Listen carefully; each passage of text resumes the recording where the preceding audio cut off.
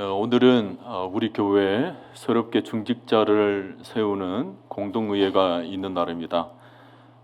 교회에서 일꾼을 세운다라는 것은 굉장히 축복된 일입니다. 우리 하나님께서는 직접적으로 친히 운행하셔서 하나님의 역사를 이루어 가실 때도 많지만 때때로 필요에 따라서 사람을 세워서 사람을 통하여서 하나님의 나라의 일들을 행하실 때도 있습니다. 그래서 교회가 하나님의 일꾼을 세운다라는 것은 하나님의 일을 감당하는 사람을 세운다라는 것이기 때문에 이것은 개인으로 봐서도 굉장히 의미가 있는 날이고 또 교회로 봐서도 매우 복된 일입니다. 하나님의 뜻이 이루어지는 자리이기 때문에 공동의회 자체도 매우 즐겁고 아름다워야 합니다. 전체 분위기가 시종 화기애애하고 즐거워서 마치 잔치집과 같은 그런 분위기가 이어져야 되는 것입니다. 어떤 교회에 가보면은 공동의회 하는 날, 이런 직분자 선출을 앞두고 있는 공동의회 하는 날은 굉장히 경직되어 있는 경우가 많습니다. 누가 뽑힐까? 내가 누구를 뽑을까? 이것으로 온통 마음을 두고 있기 때문에 그날은 설교하기가 굉장히 어렵습니다. 그런데 우리 교회는 이런 공동회의가 끝마치고 나면 더 화목하고 더 하나 되고 더 한마음이 될 줄로 믿습니다. 오늘 누가 되든지 간에 하나님께서 하나님의 뜻에 따라서 진행하는 일이니까 모든 일에 온유하고 또 겸손하고 또 감사하시고 기뻐하시고 또 순종하시고, 그래서 온 교회가 하나님 안에서 한 마음이 되어서 정말 축제와 같은 잔치의 시간을 우리 모두가 보낼 수 있기를 간절히 축복합니다. 무슨 선거다 그러면은 얼핏 머릿속에 세상에서 벌어지는 그런 선거를 떠올리기가 쉬운데, 여러분 교회 안에서는 우리가 하는 선거는 세상에서 그렇게 볼 수 있는 그런 선거의 모습과는 다릅니다. 오늘 여러분들이 공동의회를 가지면서 우선은 두 가지를 먼저 기억할 수 있기를 바랍니다. 우선 첫째는 교회의 직분자는 으뜸이 되는 사람을 뽑는 것이 아니라 섬기는 종을 뽑는 시간입니다. 세상에서 보면은 늘 제일 잘난 사람을 뽑죠. 제일 힘 있는 사람, 제일 많이 가진 사람, 제일 뭔가를 내세울 수 있는 사람. 그래서 그런지는 몰라도 세상은 선거가 끝마치고 나면 처음에 선거 운동할 때는 그렇게 겸손하고 그렇게 잘 섬기겠다고 국민의 모습이 되겠다고 큰 소리를 쳤지만, 막상 당선이 되고 나면 내가 잘나서 된 거니까, 내가 제일이라서 된 거니까 거기에 힘을 주고 어깨에 힘이 들어가고 그저 대접을 받으려고 하는 사람들이 굉장히 많아요. 근데 교회는 이런 모습하고는 완전히 다릅니다.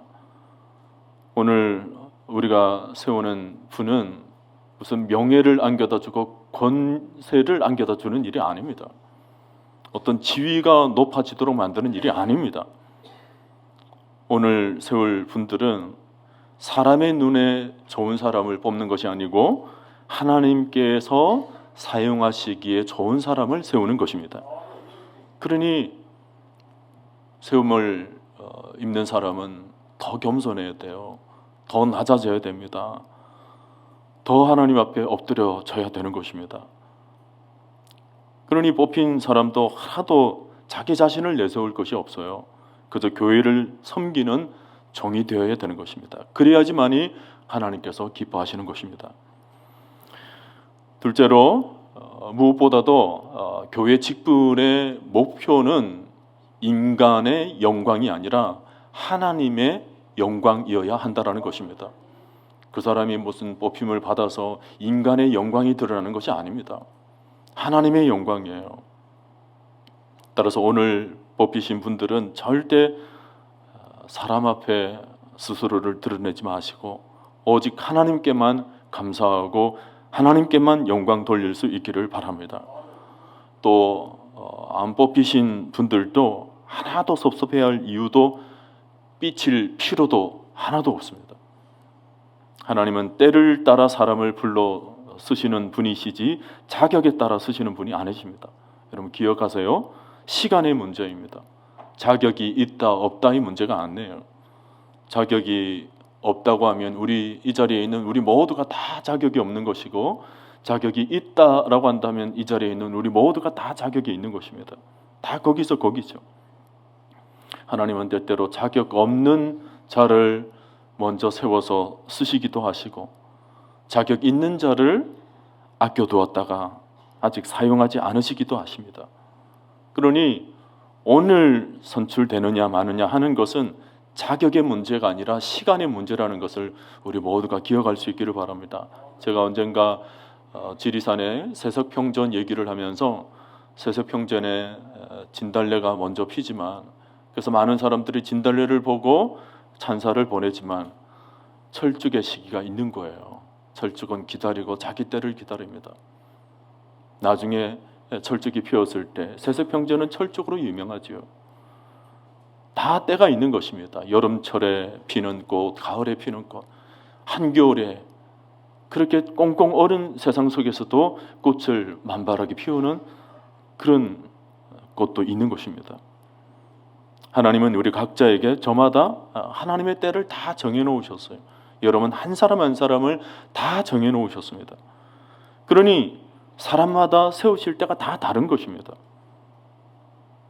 그러므로 오늘 결과에 기쁨으로 우리가 승복을 하고, 세움을 받거나 세움을 받지 못하거나 그것 할 것도 없이 모두가 다 축복해 주는 거예요. 먼저 세움을 받았구나, 먼저 파송을 받았구나, 그렇게 생각하십시오. 우리가 보통 선교사를 보낼 때 파송한다 그러지 않습니까?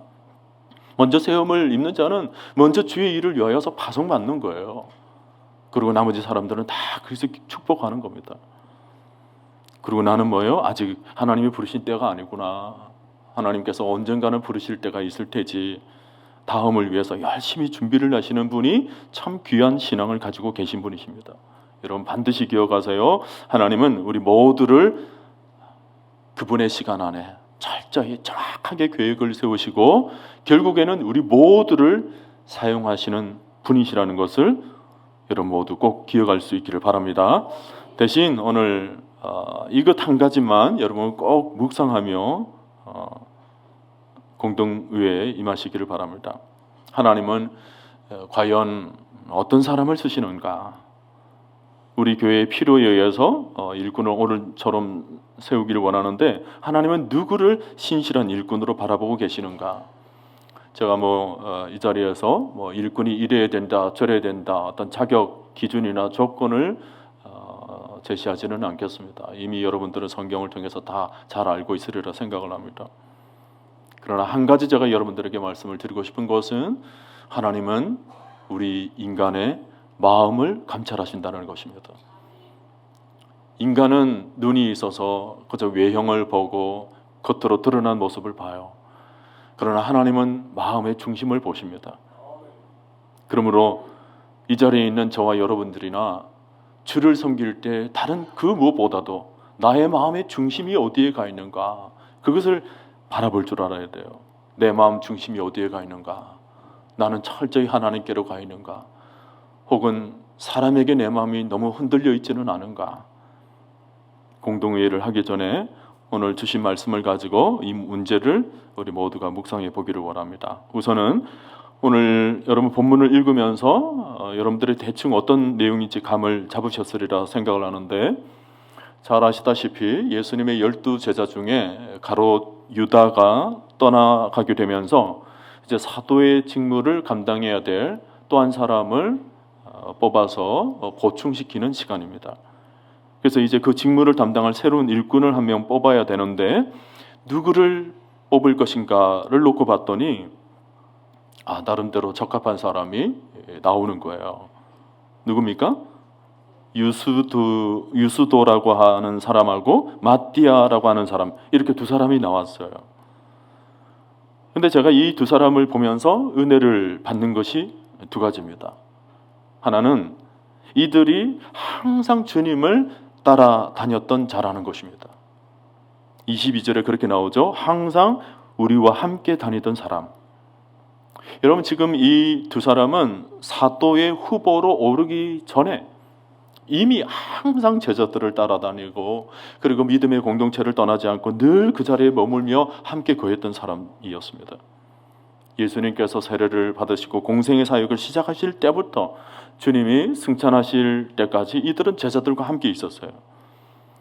4세기 역사학자였던 유세비우스의 역사에 의하면 여기 마띠아나 요셉은 모두가 누가복음 10장 1절에 나오는 주님께서 70인을 파송한 일이 있었지 않습니까? 그 70인 안에 들어가 있었다라는 거예요. 일찍이 주님 곁에서 늘 머물며 주님의 말씀을 들었던 제자였다라는 것입니다. 이들이 항상 우리와 함께 다니던 사람이다, 그렇게 말씀을 했을 때 이 말은 단순하게 함께 머물렀다라는 수준으로 얘기를 하는 것이 아닙니다. 이들이 항상 우리와 함께 다니던 사람이라는 말에는 어떤 외형적 육신뿐만 아니라 마음이 그랬다라는 거예요. 항상 마음으로 동고동락을 하고 서로 인격적인 교제를 나누었던 그런 사람들이라는 거예요. 늘 그들의 마음속에는 교회를 생각하고 늘 공동체를 생각하며 늘 섬기는 그런 마음을 가지고 있었다는 것입니다. 여러분, 이것이 굉장히 중요한 부분이죠. 이것은 오늘날에도 마찬가지입니다. 누가 참 제자이고 누가 신실한 일꾼인가? 단순히 성경을 지식적으로 많이 알고 있거나 혹은 교회에 오랫동안 출석을 했다든지 그런 것으로 항상 주님을 따라다녔다, 그렇게 평가하지를 못합니다. 대신에 예수 그리스도와 더불어서 항상 주님의 말씀을 묵상하고 그것을 실천하려고 몸부림을 치는 사람, 항상 교회를 우선으로 먼저 생각하고 항상 공동체 안에 성도들을 섬기며 서로 나누는 그런 일에 최선을 다했던 사람, 이런 사람이 참 일꾼입니다. 그 마음이 항상 주님밖에 없는 사람, 이 사람이 신실한 하나님의 일꾼이라는 거예요. 여러분, 이것은 사실 중직자를 두고 얘기하는 것이 아닙니다. 중직자는 중직자대로 그렇게 섬김이 있어야 되겠지만 사실은 이 자리에 있는 저와 여러분 모두가 다 마찬가지예요. 직분이 있든 어떤지 누구나 다 마찬가지로 항상 마음의 중심이 뭐예요? 주님을 섬기는 마음, 항상 교회를 우선으로 생각하는 마음, 항상 교회 성도들을 생각하는 마음, 그런 사람이 되어야 된다는 거예요. 성령님으로 늘 연합할 줄 알고 늘 성령님과 함께하면서 교회 공동체 속에서 늘 낮아지고 주일날 교회 예배만 참석할 뿐만 아니라 예배가 끝마치고 나면 어떤 섬김의 자리에 가서 섬길 줄도 알고 늘 주님의 일이 무엇인가를 생각할 줄 아는 그런 사람, 그래야 하나님의 일꾼이 될 수 있다는 거예요. 이 자리에 있는 저와 여러분들이 어떤 직분에 상관없이 우리는 직분 따라 하나님을 섬기는 사람들이 아니고 사명 따라 섬기는 거예요. 하나님께서 우리를 부르실 때는 각자마다 사명을 주셨어요. 그 은사대로, 그 달란트대로, 그 마음대로, 그 능력대로, 그 믿음대로 하나님께서 다 사명을 주셨는데 우리는 직분에 연연하지 말고 여러분 각자에게 주신 하나님의 사명을 따라 신실하게 살아드릴 수 있는 우리 모두가 될 수 있기를 간절히 축원드립니다.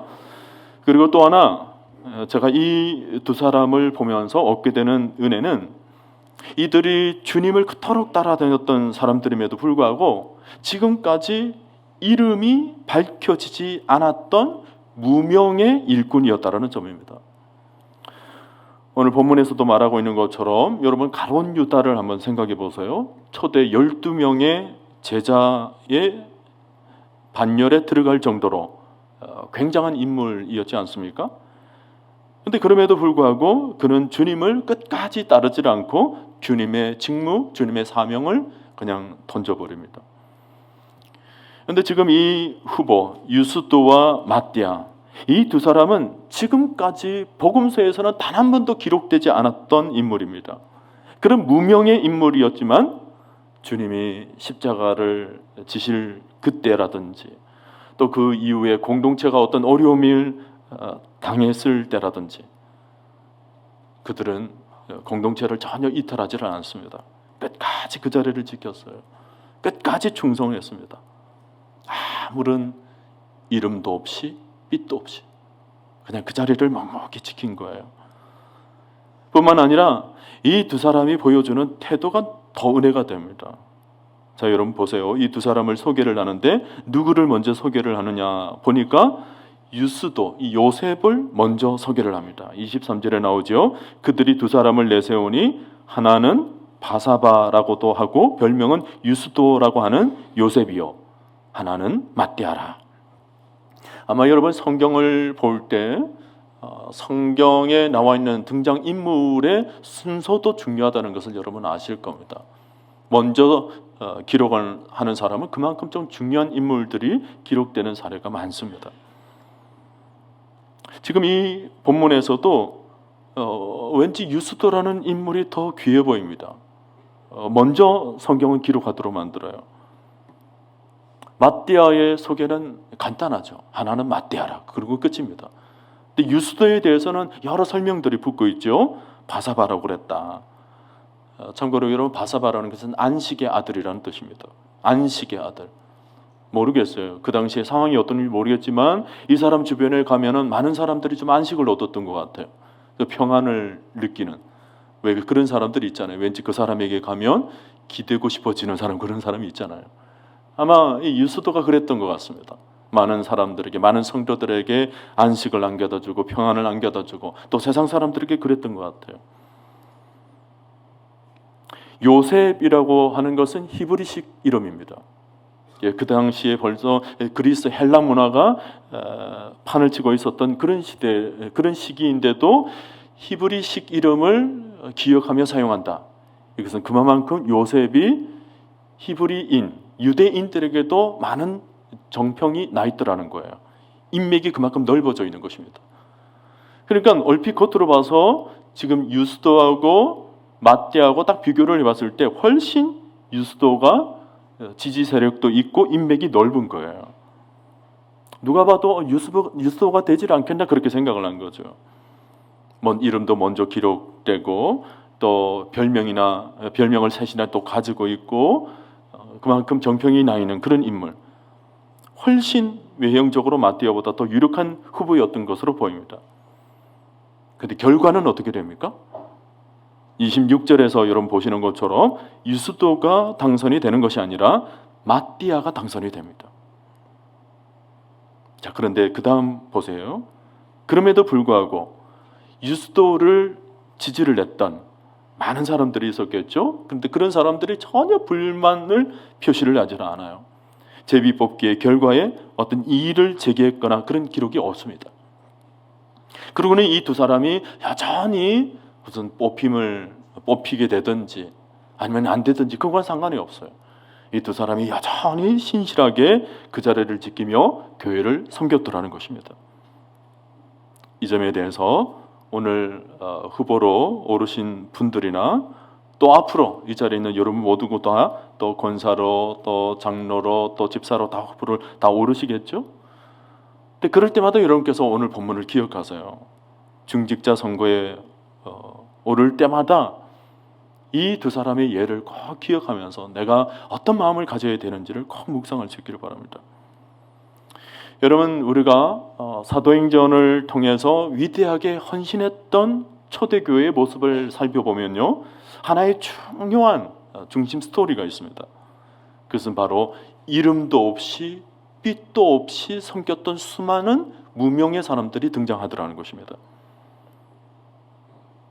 물론 우리가 사도행전을 보면 이름이 있고 여러 사람들에게 잘 알려진 사람들이 나오기는 합니다만은, 그러나 사도행전 곳곳에 숨겨져 있는 무명의 사람들이 있어요. 나중에 여러분 로마서를 보면 로마서 16장으로 가보면 사도 바울이 그런 사람들을 소개하는 내용이 나오죠. 다 무명의 사람들입니다. 복음서에서나 사도행전이나 여러 서신서에 그렇게 등장하지도 않았던 무명의 인물이지만 사도 바울은 로마서 16장에서 한 사람 한 사람을 거론하며 그들이 어떻게 초대교회를 섬겼는지, 그들이 어떻게 하나님을 섬겼는지에 대해서 여러 구절로 칭찬을 하며 기록을 해주고 있죠. 여러분, 초대교회는 그야말로 무명의 인물들이 교회를 지탱해 왔다고 해도 과언이 아닙니다. 이름이 있는 몇 명이 안 돼요. 무명의 수많은 사람들이 교회를 지탱해오고 그들을 통하여서 성령에 감동된 그들을 통하여서 초대교회가 부흥하게 됐다는 것입니다. 여러분, 부활의 증인들도 한번 보세요. 부활의 증인들의 수가 500여 명이라고 그랬습니다. 500여 명. 성경은 한 사람 한 사람 일일이 나열하지는 않습니다. 왜냐하면 하나님 말씀을 증거할 때 아직은 그들의 이름을 굳이 언급할 필요가 없다라는 거죠. 대신은 500여 명이 있었다. 그리고는 그들이 부활의 증인이 되어서 여러 초대교회 속에서도, 그리고 여러 세상 속에 나아가서 주의 복음과 주의 부활하심을 증언했다라는 것입니다. 주님이 귀하게 사용하신 거죠. 그리고 마가의 다락방에 모인 사람의 숫자도 120명이라고 여러분 알고 계실 겁니다. 120명 중에 이름이 어느 정도 알려진 사람은 20명 내외밖에 안 됩니다. 나머지 100여 명 정도 되는 사람들은 이름도 없이 빛도 없이 그저 마가의 다락방에서 머물러 있으면서 주 성령이 임할 때까지 그 자리를 떠나지 않고 기다리는 거예요.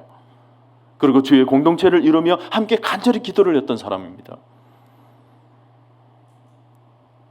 이들은 세례 요한 때부터 지금까지 사도들과 또 제자들과 함께 생사고락을 함께 했던 사람들입니다. 무명의 제자들이었지만 이들이 초대교회에 끼친 공헌은 사도들 못지않게 아주 지대했습니다. 그들이 모여서 기도를 했는데 오순절 성령 강림이 실제로 이루어졌고, 그들을 통하여서 예루살렘 교회가 얼마나 번성해 나갔던지, 복음의 땅끝까지 전파하는 역할도 이들이 다 감당했던 거예요. 여러분, 신앙은 무명의 시간들이 더 아름답게 빛날 때가 많습니다. 사람 앞에 드러날 때보다 그저 묵묵히 잠잠히 사람들이 보이지 않는 곳에서 왼손이 하는 일을 오른손이 모르게 하는 정도로 잠잠히 하나님을 섬길 때 하나님의 시선은 그에게 머물러 있는 거예요. 주의 일은 앞장서 있는 사람들만의 것이라고 생각하는 것은 잘못된 생각입니다. 주의 일은 어떤 면에서는 이름 있는 자들보다도 무명한 자들이 더 잘 감당하는 사례가 굉장히 많습니다. 앞장서 있는 사람들은 사실은 방패막이 역할을 하는 거예요. 저는 어릴 때 어촌에 가봤을 때 방파제가 있습니다. 큰 파도가 치는데 방파제에서 방파제가 이제 파도를 막아내는 역할을 하죠. 근데 그 안에는 뭐예요?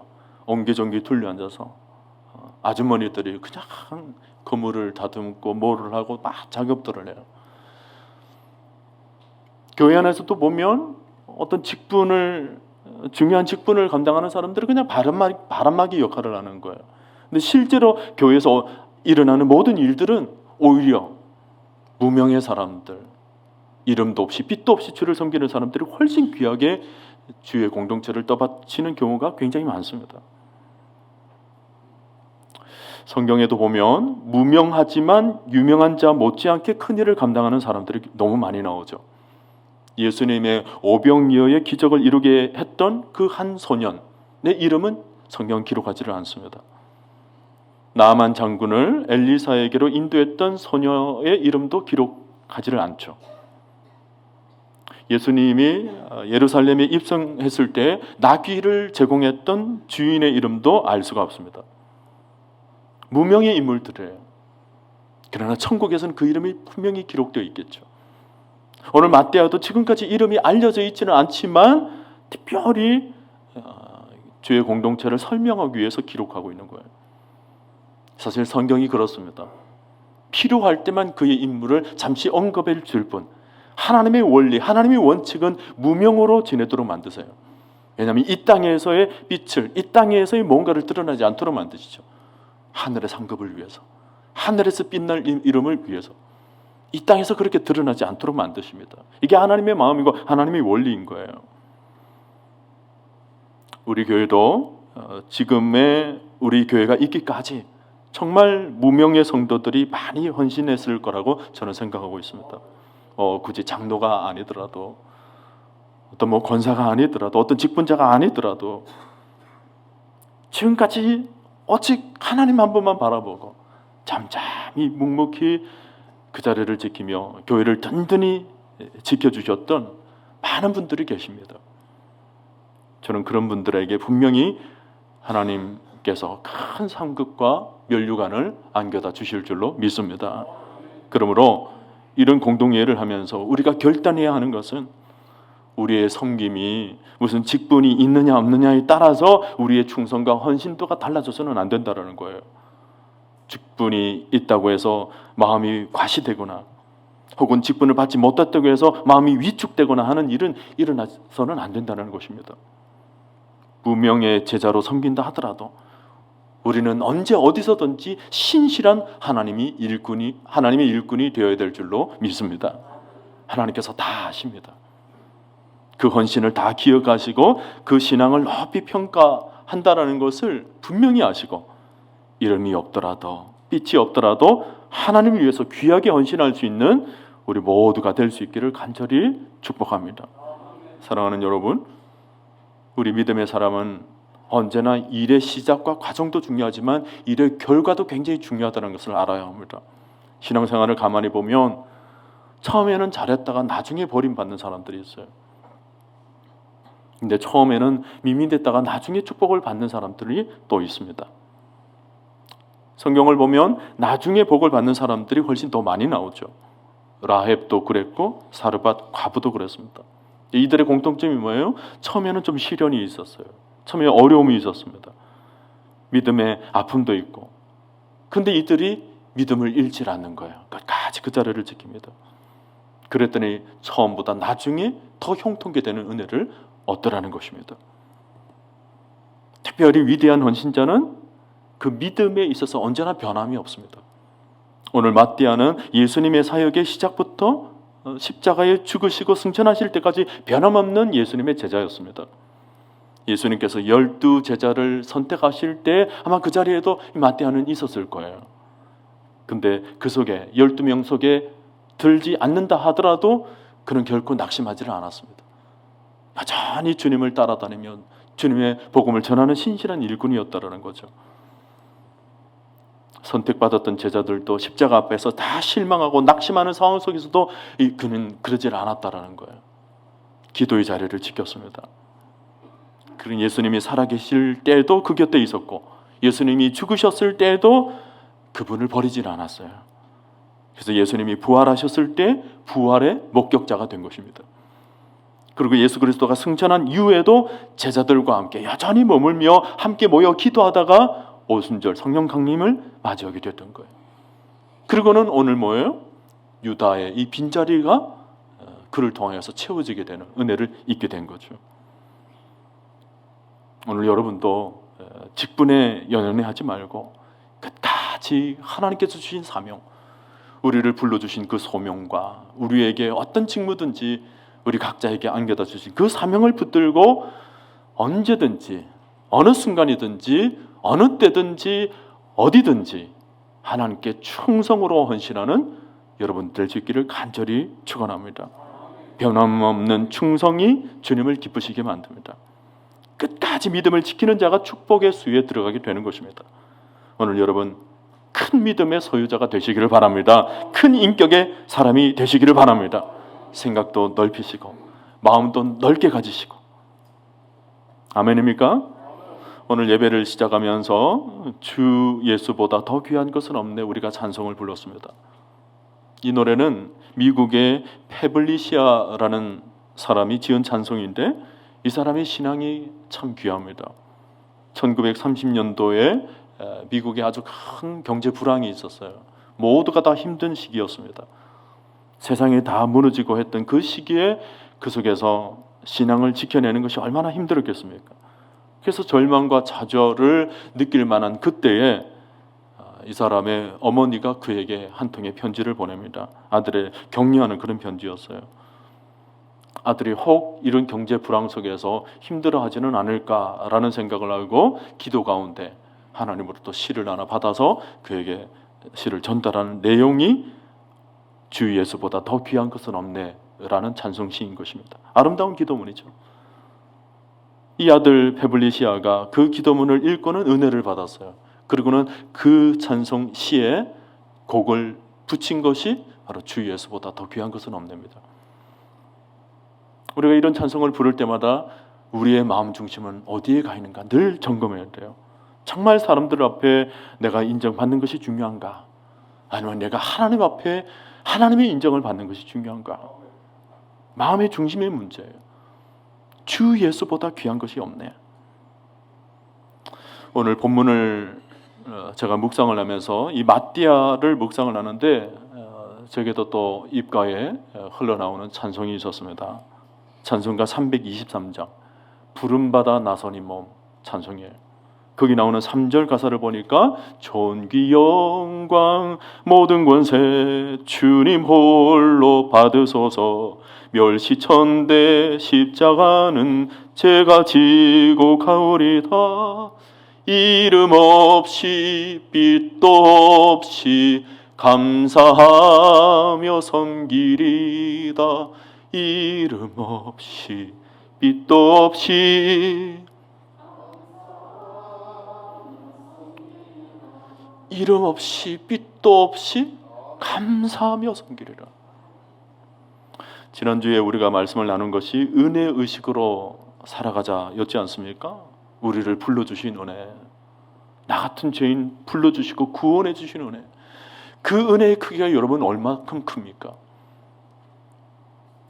혹 찬송시에서는 하늘을 두루마리 삼고 바다를 먹물 삼아도 하나님께서 나를 살리시고 나를 구원해 주신 그 은혜를 아예 기록할 수가 없다, 그렇게 고백한 찬송시를 여러분 아시죠? 그 은혜가 너무나도 크고 크기 때문에 그 은혜 하나만 붙잡아도요 우리는 하나님을 귀하게 섬기고 하나님을 위해서 충성하고 헌신하는 데는 아주 충분한 거예요. 그러니 직분이 있고 없고가 그게 무슨 소용이 있겠어요? 나에게 베풀어 주신 은혜가 너무 귀하다. 공로의식이 아니라 은혜의식으로 하나님을 섬기자. 주 예수보다 더 귀한 것은 없네. 그리고 부름받아 나서니 몸 어디든지 가오리다. 이름 없이 빛도 없이 감사하며 섬기리다. 오늘 이 고백으로 여러분의 모든 삶을 통하여서 오직 예수 그리스도만을 찬송하고 그분만을 영광 돌리는 신실한 주의 일꾼들이 될 수 있기를 주님의 이름으로 간절히 축원드립니다.